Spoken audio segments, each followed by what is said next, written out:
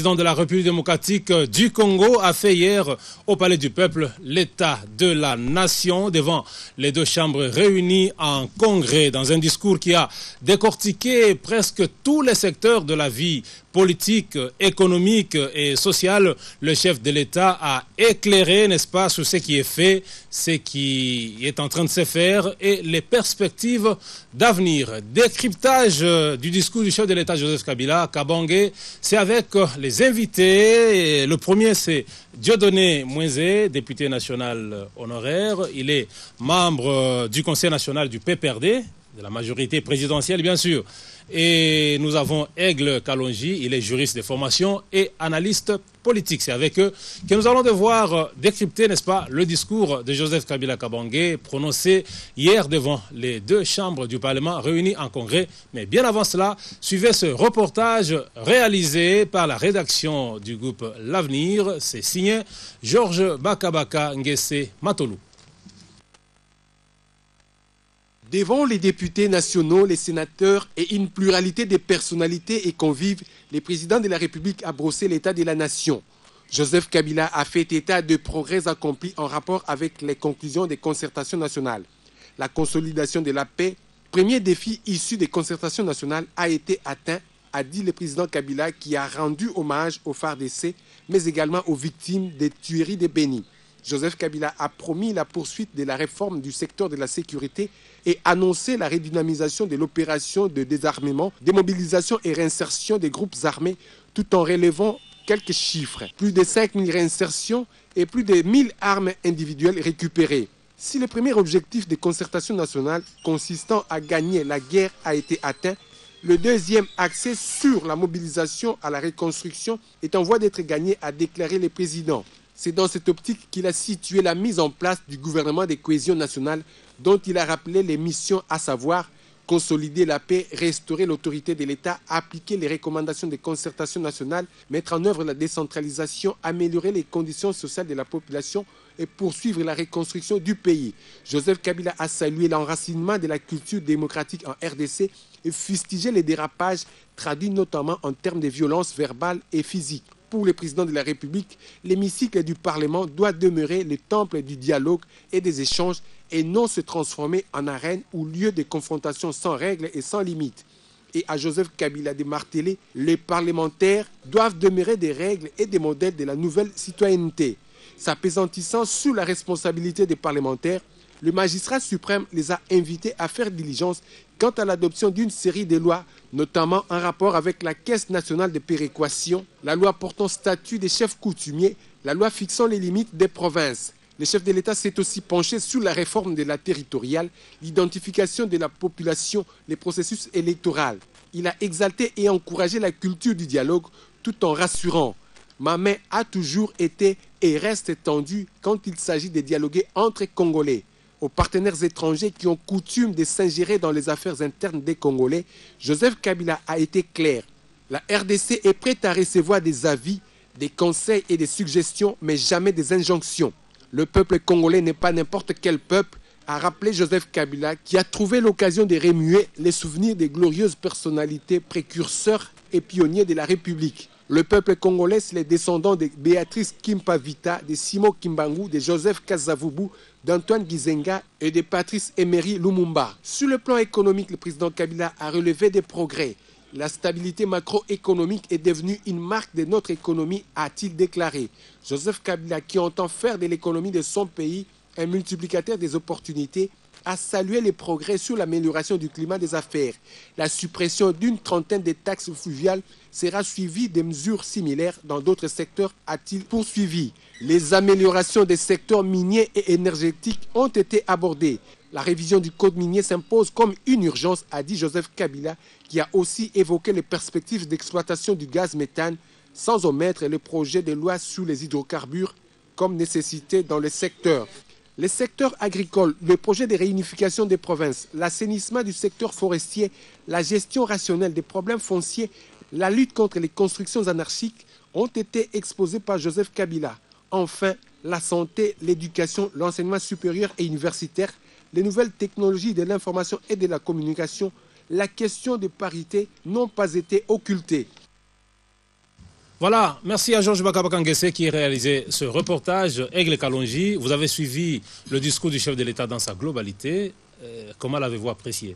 Eh bien, c'était un discours magistral, comme ont eu à le dire la plupart des analystes, et vous conviendrez avec moi que c'est un discours qui a brassé l'ensemble des questions majeures et brûlantes de l'heure, mais également qui, à mon sens, pour la toute première fois, est allé en fait décrypter de manière très claire les véritables perspectives pour l'émergence de notre pays. Lorsque, par exemple, le président de la République est en train de donner une ligne directrice, principalement par rapport à ce que la République démocratique du Congo devra être dans les 10, 20, 30 prochaines années, nous voyons clairement là qu'il y a une volonté manifeste de pouvoir établir un chronogramme échelonné sur le temps pour permettre à notre pays véritablement d'émerger, alors qu'on a assisté à une certaine époque à des choses qui se faisaient de manière, en fait, on naviguait à vue, on faisait de l'improvisation, etc. Mais nous voyons là qu'il y a une volonté manifeste de s'inscrire dans une logique d'évolution durable sur le temps et sur base de paramètres macro et microéconomiques solides et bien établis. Dieudonné Moïse, vous êtes membre du bureau national du PPRD. Je disais tout à l'heure que Aigle Kalonji est analyste politique. 1h20 devant les sénateurs et députés nationaux réunis en congrès. Comment avez-vous apprécié le discours du chef de l'État, ou sinon, qu'est-ce qui vous a de plus marqué?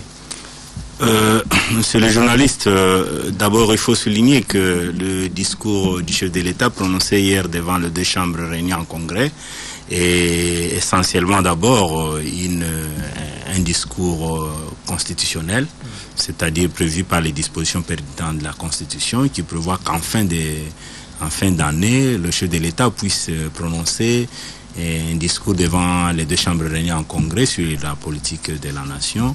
Mais aussi, il faut avouer que c'est un discours qui a surpris beaucoup de gens. Il y a beaucoup qui ne croyaient pas en son contenu, mais c'est un Joseph Kabila que l'on a vu pratiquement bien éclairé dans ses opinions, qui a pratiquement passé en revue toute la vie nationale du pays, mais aussi ce qui m'a beaucoup plus un peu intéressé, c'est que j'ai senti, je connais un peu plus ou moins l'homme, pas peut-être très bien, mais un peu plus ou moins pour avoir eu un peu de temps à le côtoyer. J'ai constaté que c'était un Joseph Kabila qui était déterminé, je ne voudrais pas dire révolté, mais déterminé à pouvoir dire à la face du monde que les problèmes des Congolais étaient d'abord essentiellement des problèmes des Congolais et que nous n'avions pas de leçons à apprendre de qui que ce soit et que la communauté internationale, avec tout ce qui s'improvisait dans les débats politiques congolais, qu'ils sachent apprendre que l'avenir et le devenir des Congolais, c'est d'abord entre les mains des Congolais eux-mêmes. C'est un peu surtout ça qui m'a surpris. Oui, nous sommes prêts à recevoir des avis, des conseils et des suggestions, mais jamais, alors jamais, des injonctions. Est-ce une bonne position à l'heure actuelle? Une parfaite position, parce que l'aliénation de notre souveraineté ne doit plus être de mise, parce que nous ne sommes plus en 1960 ou en 1990 où n'importe qui pouvait s'arroger n'importe quel droit exorbitant, c'est-à-dire que bon, il suffisait juste que l'on soit membre de telle ou telle autre commission ou ressortissant de tel ou tel autre pays pour pouvoir, comme ça, de manière indue, s'ingérer et s'y-mixer dans les affaires intérieures des États. Vous comprenez? Donc là, nous félicitons le président de la République pour cette prise de position qui, à mon sens, semble courageuse, comme d'ailleurs celle qu'il avait prise en son temps quand il s'agissait d'aller vers les Chinois, n'est-ce pas, aux grandes dames de ceux qui voulaient une fois de plus encore faire une confiscation de notre souveraineté, à pouvoir décider d'avec qui nous voulons traiter, avec qui nous voulons contracter, avec qui nous voulons faire des affaires. Donc voilà, donc le président de la République, une fois de plus, a fait preuve de maturité, de maturation, c'est-à-dire que les problèmes congolais doivent se régler en interne d'abord. C'est-à-dire que quel que soit le sens que ça prend, ça ne veut pas forcément dire qu'il faille attribuer au président de la République des intentions qu'il n'a pas. Mais je comprends que la pensée de fond, c'est d'éviter en fait de brader notre souveraineté au nom d'une certaine, d'un certain paternalisme d'ailleurs qui, au jour d'aujourd'hui, n'est que nostalgique, parce que bon, il faut qu'on se le dise, la Chine est passée par là, l'Inde, le Brésil, le BRICS, etc. Et la bipolarisation donc des forces et des équilibres dans le monde fait que bon, aujourd'hui, l'Europe n'a plus en fait la même force pondérale pour pouvoir peser sur toutes les décisions qui se passent dans le monde. Donc, au jour d'aujourd'hui, chaque pays, particulièrement la République démocratique du Congo, a pleinement le droit de s'autodéterminer, quelles que soient les options qu'elle prend. Donc là-dessus, vraiment, coup de chapeau au président de la République. Oui, vous dites coup de chapeau. Dieudonné Moïse, ne trouvez-vous pas que Joseph Kabila est allé vite en besogne pour défier la communauté internationale, d'autant plus que vous savez bien, la main qui donne, cette main a toujours un pouvoir. Non, monsieur le journaliste, ce n'est pas un la défi. RDC a presque la main tendue vers la communauté internationale. Une position comme ça ne va pas couper... Non, ce n'est pas un défi, et n'ayez pas peur de cette position. Nombreux que j'ai rencontrés hier après ce discours ont réfléchi un peu comme vous, mais j'ai constaté tout de suite que c'était une minorité. Mais vous savez, quand nous parlons du social dans ce pays, il faudra que les Congolais comprennent que le social, c'est aussi la dignité, puisqu'on ne peut pas toujours prétendre avoir le social, avoir à manger quand on n'a pas de dignité, puisque vivre sans dignité, c'est mourir tous les jours. Les Congolais ont besoin d'avoir de la dignité. Et là, j'ai apprécié le discours du chef de l'État, puisque c'est un discours qui redonnait la dignité au peuple congolais. Il ne faudra pas que l'on ait peur de fois quand on est devant... Oui, toujours affamé. Non, pas affamé. Vous savez, le Congo d'aujourd'hui, il va encore mieux qu'il y a 2 ans, qu'il y a 3 ans, qu'il y a 10 ans, qu'il y a 15 ans. Ça, c'est connu. Et il est vrai que tout ne peut pas se faire en un seul jour, mais beaucoup de choses sont en train d'être faites. Vous savez bien justifier le malheur des Congolais. Non, on ne justifie pas le malheur des Congolais, puisque moi-même, je suis Congolais. Donc, je ne peux pas justifier mon propre malheur, mais je voudrais simplement redonner à tous les Congolais, à moi-même, redonner l'espoir. Mais vous savez, quand vous dites... que Joseph Kabila lance un défi. Non, ce n'est pas un défi. Je crois qu'il a voulu situer les choses à la place qu'il faut, dans le sens que il faudra que la communauté internationale sache que quand on veut parler aux Congolais, on doit savoir qu'il s'agit d'un peuple souverain, d'un peuple indépendant depuis plusieurs années, et qu'aujourd'hui on n'a plus une même mise pour que n'importe qui puisse nous dire n'importe quoi. Donc c'est pour cela qu'il rappelle.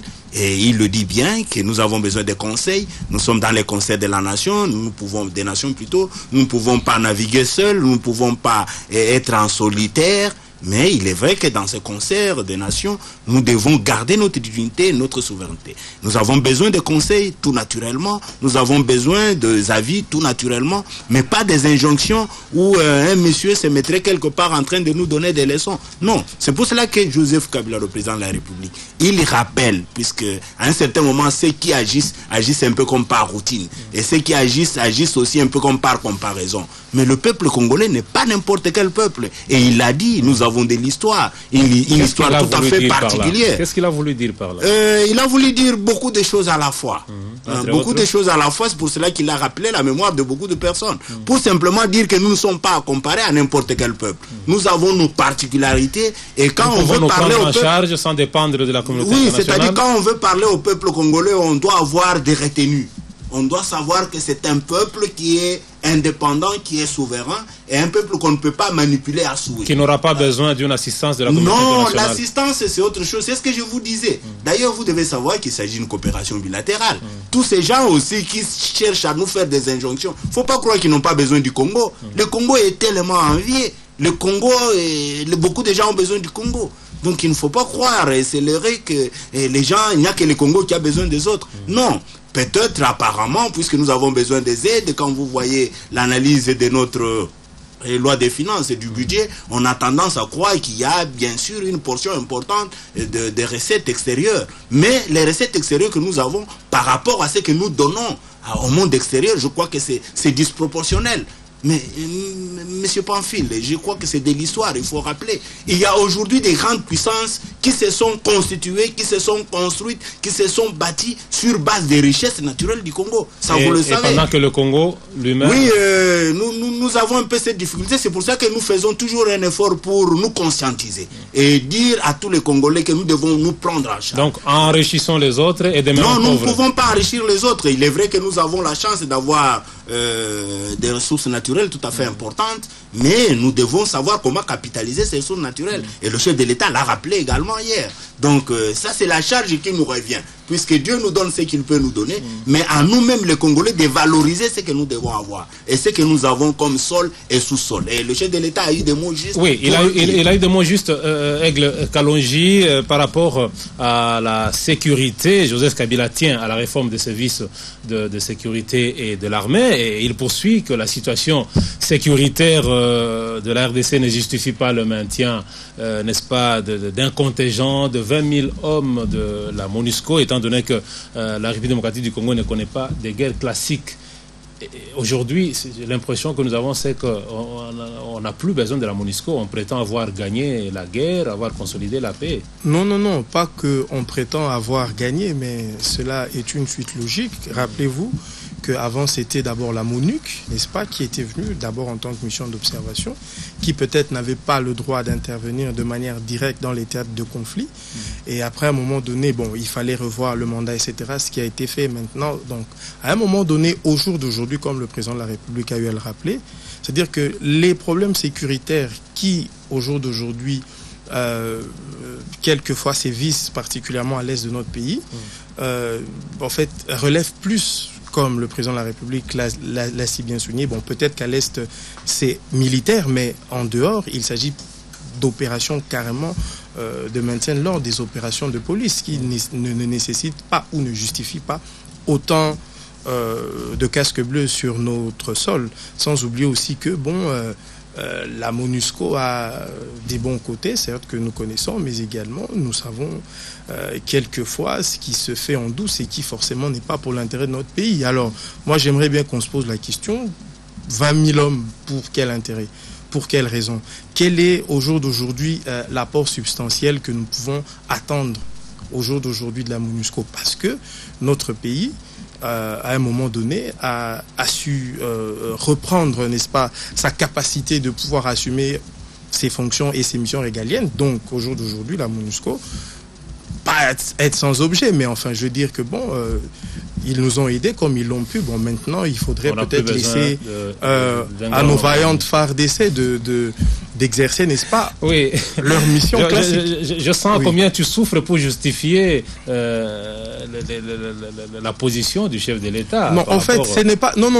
En fait, ce n'est même pas une position à justifier. Cela, c'est-à-dire que cela va de soi, ça coule de source. C'est-à-dire que vous savez, je vais le dire un peu plus clairement. C'est-à-dire que vous savez que derrière toutes ces missions internationales, il y a beaucoup d'argent, il y a beaucoup d'intérêts, il y a beaucoup de forces centrifuges qui gravitent autour. C'est-à-dire qu'il ne faudrait simplement pas voir la face, en fait, je veux dire, la face visible, la face apparente.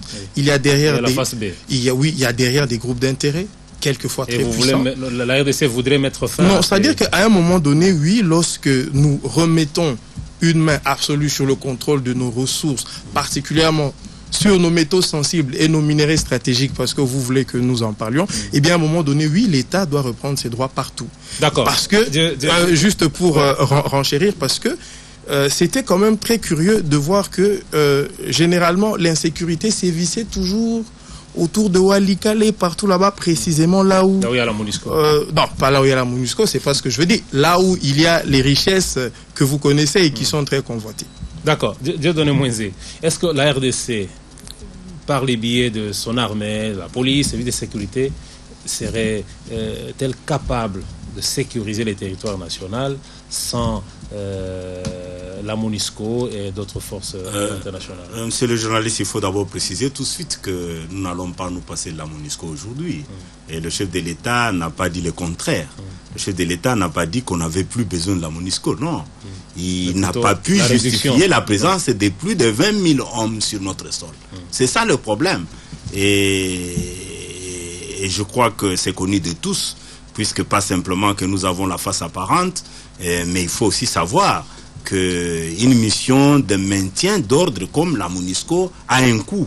Et je crois qu'il faut saluer aussi la position du chef de l'État, qui dit qu'il ne faut plus 20 000 hommes, il faut, à partir de l'année prochaine, penser à réduire le nombre d'hommes sur notre sol. C'est aussi dans l'intérêt même de la communauté internationale, puisque ça veut dire ce que ça veut dire. Ça veut dire quoi? Qu'il faut réduire aussi les coûts qu'il faut engager pour la MONUSCO. Vous ne pouvez pas oublier que nous contribuons aussi pour la présence de cette MONUSCO. Mais comment voulez-vous qu'au même moment que, puisque vous me posez la question de savoir si nos FARDC et notre police est en mesure de protéger, instaurer la paix, tout ça, mais ça, ce sont des choses qui se constatent de soi, puisque nous sommes en mesure d'aller instaurer la paix ailleurs. Nous sommes en Centrafrique.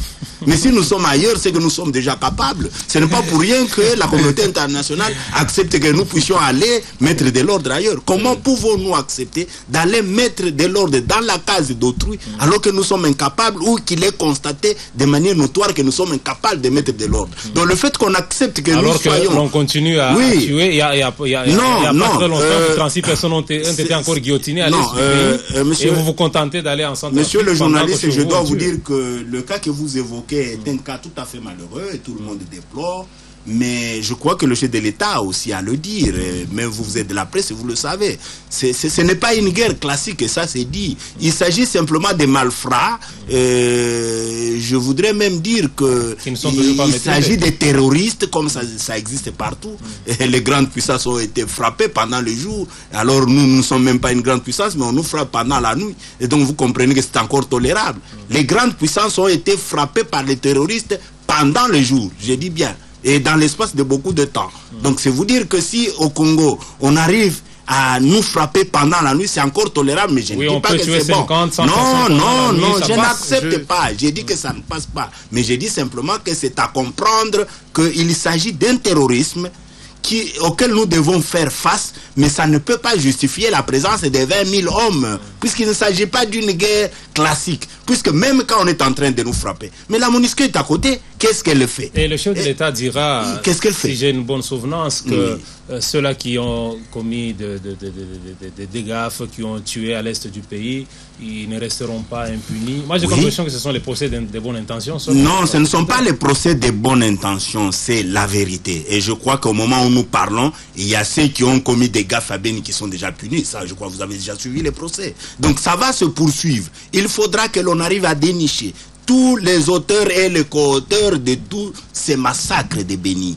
Qu'ils soient des auteurs intellectuels ou physiques, on doit savoir les dénicher. Et le chef de l'État l'a dit bien, nous les connaissons, qu'il n'y a pas simplement les étrangers qui sont à la base de ces massacres, mais il y a aussi des fils perdus. Et je l'ai toujours dit, dans certaines circonstances, que le malheur de fois qui s'abat sur notre pays, c'est deux fois la maladresse de nous-mêmes les Congolais. Puisque deux fois nous prêtons le flanc à l'étranger et après nous pleurons, nous disons que c'est l'étranger. Ce que font les gens, étrangers soient-ils, à l'est du pays, à Béni-Rubao. Mais il faut comprendre ça comme ça, qu'il s'agit deux fois des fils de ce pays qui sont perdus et qui prêtent le flanc deux fois comme ça à des terroristes et qui causent du mal et de malheur aux enfants de Béni. Et le plus souvent, ce sont les enfants, les fils natifs même de Béni. Et c'est pour cela que le chef de l'État ne fait pas l'économie des mots. Il dit cette fois-ci, il faut punir. On ne va plus utiliser la politique de l'impunité, même s'il s'agit des enfants égarés. On doit savoir que ça n'est trop à Béni.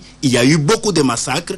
Tout celui qui devra être trouvé dans ce dossier des massacres de Béni devra être puni. Et là, le chef de l'État, il le dit clairement, il donne un peu comme un signal fort. D'ailleurs, vous l'avez suivi, il est le premier des magistrats. Il a dit il n'y a plus de réserves à faire et les magistrats doivent savoir qu'est-ce qu'il faut faire en ce qui concerne ces genres de malfrats. Oui, parlons un peu processus électoral. Vous avez suivi, comme moi, que Joseph Kabila Kabange souhaite que le gouvernement de la République démocratique du Congo puisse appuyer, n'est-ce pas, l'Office national d'identification de la population, et que les résultats du travail de ces services publics étant nécessaires pour la bonne fin, n'est-ce pas, du processus électoral.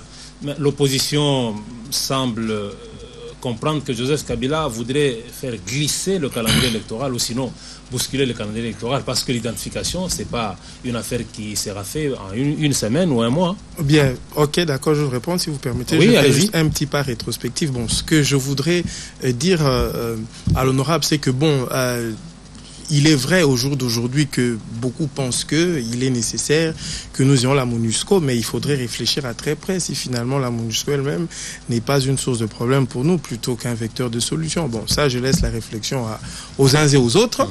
Et aussi, en ce qui concerne Béni, nous ressentons dans notre chair ce qui se passe là-bas parce que nous avons même des membres, n'est-ce pas, donc c'est-à-dire que nous ressentons ça directement. Et nous pensons que il n'y a aucune mort, même d'un bébé soit-elle, qui puisse être justifiée ou même, je dirais, relativisée. Un mort, ça reste un mort, quelles qu'en soient les circonstances. Je pense quand même que pour nous, ça fait très mal et c'est quelque chose qu'on ne peut pas, je ne vais pas dire banaliser, relativiser ou même comparaison n'est pas raison. Donc les morts, ce sont des morts et pour nous, ça nous fait mal. Alors, s'il faut répondre à votre question, en ce qui concerne... je veux dire, le processus électoral, bien évidemment, beaucoup disent que le président de la République n'a pas été explicite, n'a pas été clair sur sa volonté, oui ou non, en fait, mais lorsque vous analysez de très près, nous devons éviter justement la politique d'empiètement. Le président de la République n'a pas voulu empiéter sur les attributions dévolues à la CENI. C'est-à-dire que c'est la CENI qui a pour rôle d'organiser les élections. Et quand vous suivez la position du président de la République, il a dit que c'est une coutume qui doit continuer. Donc maintenant, que l'on puisse appuyer l'ONIP, quoi de plus normal? Et lorsque l'on est en train de parler de glissement, etc., tout cela reste encore des procès d'intention. Vous savez, nous devons éviter d'être un peu trop proactifs. C'est-à-dire qu'à un moment donné, nous sommes encore, c'est enfin 2014. Les élections, c'est pour certainement décembre 2016. C'est selon ce qui est constitutionnellement prévu. Donc, il faudrait attendre. Il faudrait attendre que tout ceci soit mis en place et que nous puissions avoir de manière palpable. Parce que je suis juriste et je n'ai pas vraiment, je me sens très mal à l'aise de commenter sur des spéculations ou des procès d'intention ou tout simplement des affirmations gratuites. Donc, le jour où la CENI va se prononcer clairement et l'ONIP, etc., là peut-être nous saurons donner une réponse on ne peut plus claire et précise. Oui, Dieudonné Mouenzé, et peut-être la même question posée autrement. L'ONIP est déjà installé. L'ONIP doit se mettre en œuvre pour le recensement de la République démocratique du Congo, un pays continent. Est-ce que vous pensez que d'ici 2016, l'ONIP sera en mesure de procéder à un bon recensement pour permettre la bonne fin de processus électoral? Ou bien c'est une stratégie de Joseph Kabila pour rester encore davantage au pouvoir? Monsieur le journaliste, vous savez, ce n'est pas à partir du discours d'hier que les mauvaises langues ont prêté des intentions à Joseph Kabila de retarder les élections. Ça a plutôt renforcé. Non, ça n'a même pas renforcé, c'est simplement la mauvaise foi. C'est depuis longtemps que les mauvaises langues disent Joseph Kabila veut repousser les élections. Et en 2011, donc on n'a même pas besoin de se référer au discours d'hier. Donc il y a des gens qui cherchent simplement des alibis pour avoir entendu quoi que ce soit. Ils disent voilà, c'est ce que nous on était en train de dire. Ils veulent justifier leur procès d'intention. Alors que le chef de l'État a été clair dans son discours pour interdire que les Congolais continuent à faire des procès d'intention sur les gens. Pourquoi on doit dire que puisque le chef de l'État a fait allusion à l'ONIP, qu'il veut nécessairement retarder les élections de 2015 ou de 2016. Parce que ça n'a rien à faire. Ne pourrait pas se faire. Non, la vérité c'est quoi? La vérité c'est que l'ONIP doit travailler dans le sens de recenser les Congolais et dans le sens comme objectif in fine de faire participer les Congolais aux élections. Et là, Joseph Kabila, quand il parle de poursuivre le processus électoral, le processus électoral ne s'arrête pas en 2015. Les gens ont encore une mémoire courte. Le processus électoral ne s'arrête pas en 2016. Nous sommes dans un processus électoral qui va continuer même après 2016. Et l'ONIP doit travailler dans le sens de nous dire qui est congolais, qui ne l'est pas. Puisque c'est toujours les mêmes là qui disent Joseph Vert est tardé. Et quand on dit il faut parler des électeurs avec un fichier électoral, ils vous disent dans ce fichier on ne voit pas clair. Dans ce fichier on veut prendre qui, on veut prendre qui, on ne comprend pas, il faut aller auditer. Non, nous voulons un recensement. Il y a un peu de jours avant, tout le monde disait il faut un recensement, on doit savoir qui est congolais, qui ne l'est pas. Donc je ne comprends pas ce qui se passe dans ce Congo. Le jour que Joseph Kabila parlera le même langage qu'eux, ils vous diront encore que non, ça nous ne voulons pas. Mais monsieur Pamphile, je peux vous rappeler que hier il y avait des tenants qui disaient il faut à tout prix un dialogue. Et quand ils ont compris que les gens réfléchissaient dans le sens d'aller vers le dialogue, les mêmes ont dit, pas question encore de dialogue. Donc c'est vous dire qu'il y a des gens qui ne comprennent pas ce qu'ils veulent. Mais Joseph Kabila comprend bien, c'est quelqu'un d'averti, c'est quelqu'un de visionnaire. Il comprend que l'ONIP est là et l'ONIP doit travailler dans le sens d'éclairer la CENI, de permettre à la CENI de saisir tous les Congolais. Et c'est à ce moment-là que nous allons comprendre qui est congolais, qui n'est pas congolais, puisqu'à ce moment-là, il y a aussi la constitution qu'il faut revoir avec la disposition concernant la nationalité. Puisque si on doit simplement laisser toutes ces questions-là comme ça pendantes, ça pose problème. Et là, les parlementaires ont la lourde charge de pouvoir se prononcer là-dessus. Est-ce que nous allons avoir une nationalité, une exclusive, ou nous allons détenir cette nationalité concurremment avec d'autres? Mais ça aussi, ce sont des possibilités qui doivent être analysées au niveau des deux chambres. Ces possibilités ne pourront pas amener le pays à la révision de la Constitution. Oui, mais tout naturellement, puisqu'il s'agit d'une disposition constitutionnelle. Une disposition, comme nous l'avons toujours dit, une disposition constitutionnelle qui vient des belligérants. Et là, nous nous trouvions à Sun City, en Afrique du Sud. À son temps, peut-être que cette disposition avait des raisons d'être, mais aujourd'hui, on se rend compte que cette disposition n'est plus pertinente. Dans ce sens que, après le fameux moratoire, j'étais encore au Parlement, après le fameux moratoire avec l'ancien président de l'Assemblée nationale, on s'est rendu compte que le même moratoire continue simplement puisque on ne veut pas toujours continuer à énerver la disposition constitutionnelle. Qu'est-ce qu'il faut? Il faut être pragmatique, il faut faire ce qui convient aux Congolais. Qu'est-ce qui convient aujourd'hui aux Congolais? Est-ce que les Congolais ont besoin d'avoir une nationalité, une et exclusive?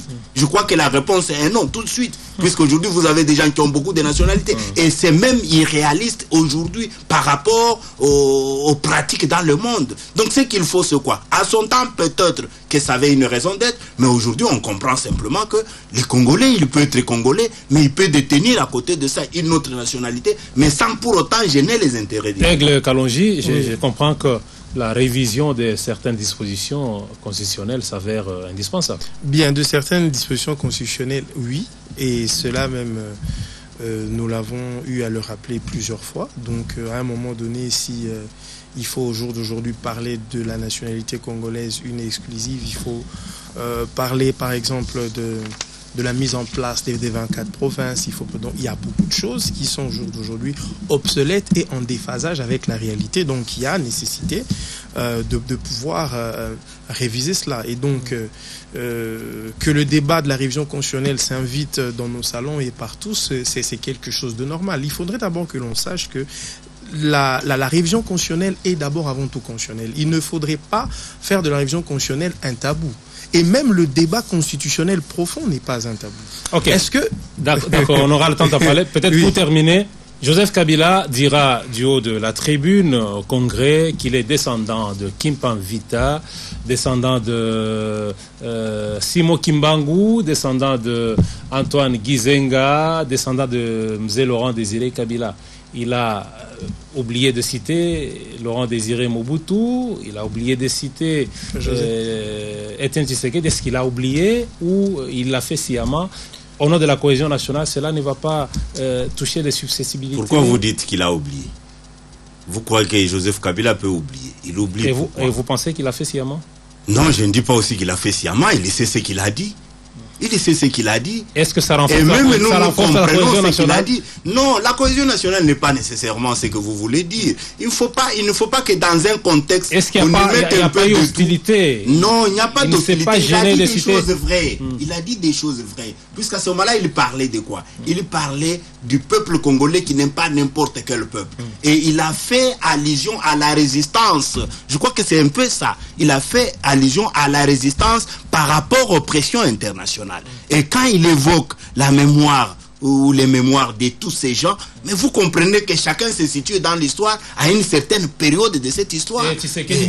Non, nous parlons de la résistance. Nous parlons de la résistance par rapport aux pressions internationales. Et quand il parle de Lumumba, mais vous n'allez pas contredire la citation de la personnalité de Lumumba dans cette résistance comme modèle pour le peuple congolais. Vous n'allez pas interdire la citation de Laurent Désiré Kabila comme modèle pour la résistance du peuple congolais par rapport aux pressions internationales. Mais si vous trouvez qu'en dehors de ces personnes, il y a d'autres, ne mettez pas ça dans la tête de Joseph Kabila. Il a réfléchi et il a cité cela qu'il a cité. Mais si pour vous voulez poursuivre la liste, bon, je crois que c'est votre droit le plus légitime. Aigle, votre sourire là justifie quoi? Bien, justifie le fait que l'honorable vient là de dresser, je pense, en fait, ou d'éclairer l'opinion, parce que partout là où j'ai circulé depuis hier, c'est cette même question qui est revenue partout. Vous savez, chaque nation a ses symboles et chaque symbole est représentatif de quelque chose.